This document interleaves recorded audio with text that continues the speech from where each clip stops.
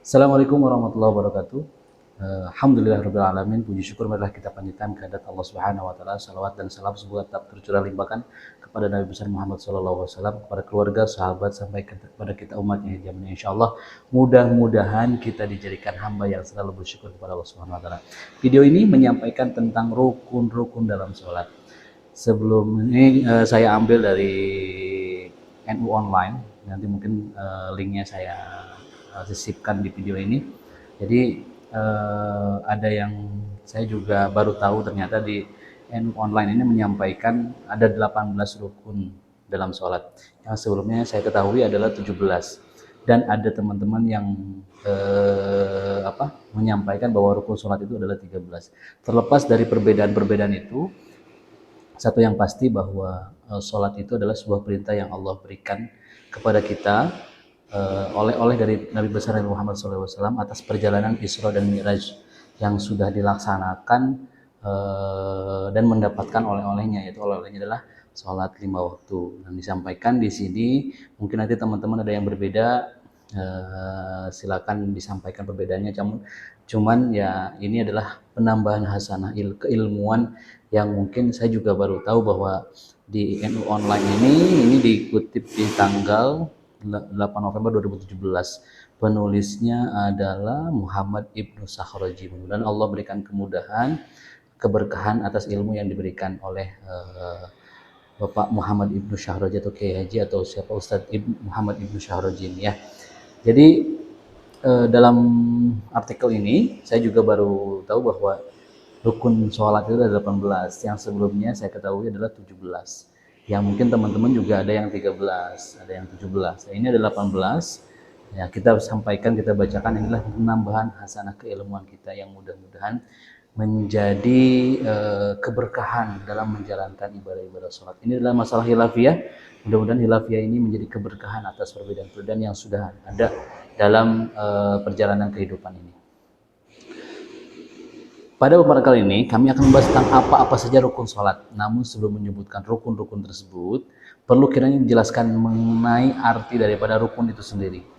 Mustafa Al-Khin dan Mustafa Al-Bugha, Al-Fiqh Al-Manhaj ala Mazhab Al-Imam Asy-Syafi'i, terbitan Surabaya Al-Fitrah 2000, juz 1 halaman 129 menjelaskan makna rukun sebagai berikut.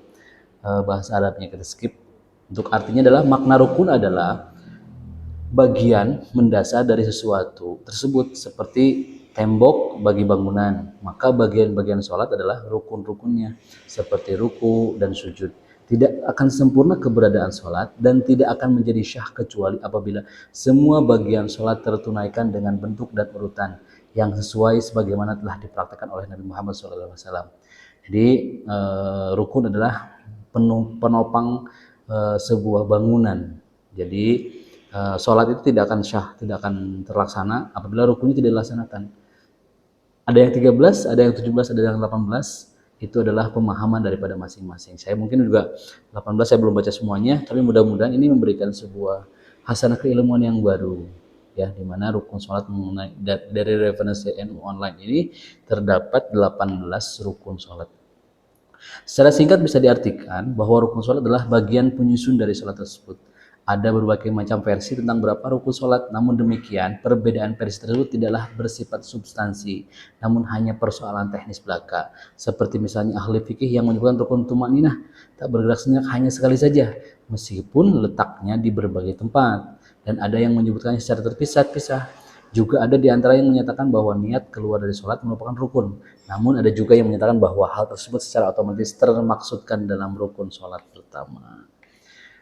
Di antara yang secara sangat terperinci menyebutkan rukun-rukun sholat adalah penjelasan Imam Abu Suja dalam matan Al-Ghayah wa Taqrib Surabaya Al-Hidayah 2000 halaman 9. Berikut disampaikan rukun-rukun sholat.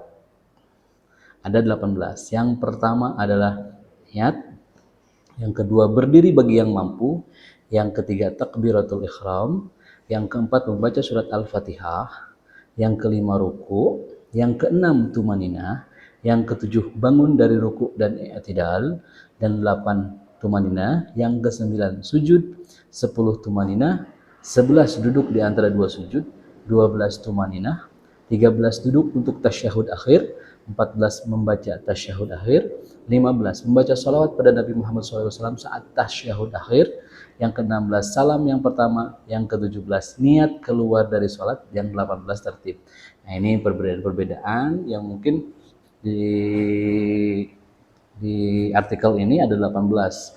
Yang nomor 1 niat, 2 berdiri, 3 takbiratul ihram, 4 membaca surat Al-Fatihah, 5 ruku, itu kemungkinan sama. Yang ke-6 tumaninah, ada yang 13 itu tumaninahnya tidak masukkan karena termasuk dalam sebuah pekerjaan atau pelaksanaan. Ketika ruku harus tumaninah. Kalau yang 18 ini tumaninah disampaikan, yang 17 juga sama.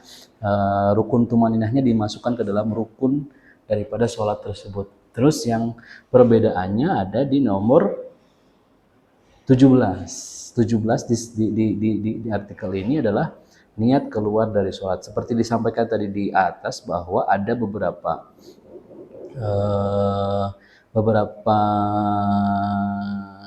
versi yang menyatakan bahwa niat keluar dari sholat merupakan rukun, jadi tidak dimasukkan ke dalam rukun yang ke-17.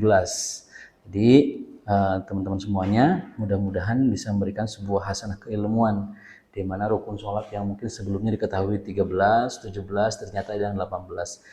Tidak ada perselisihan, tapi mudah-mudahan ini adalah sebuah keberkahan dan penambahan hasanah keilmuan kita semuanya. Jadi kita ulangi rukun sholat yang ada 18. Yang pertama adalah niat, yang kedua berdiri bagi yang mampu, ketiga takbiratul ihram, keempat membaca surat Al-Fatihah, kelima ruku, keenam tumaninah, ketujuh bangun dari ruku dan i'tidal, 8 tumaninah, ke-9 sujud, 10 tumaninah, 11 duduk di antara dua sujud, ke-12 tumaninah, ke-13 duduk untuk tasyahud akhir, ke-14 membaca tasyahud akhir, ke-15 membaca salawat pada Nabi Muhammad SAW pada saat tasyahud akhir, ke-16 salam pertama, ke-17 niat keluar dari sholat, dan 18 adalah tertib. Tertib adalah mengurutkan rukun-rukun sesuai apa yang telah dituturkan. Benarnya daripada Allah Subhanahu wa taala, salahnya dari saya pribadi. Mudah-mudahan teman-teman bisa menambah hasanah keilmuan. Kalau ada yang kurang berkenan bisa nanti mungkin di komen atau disampaikan, kita nanti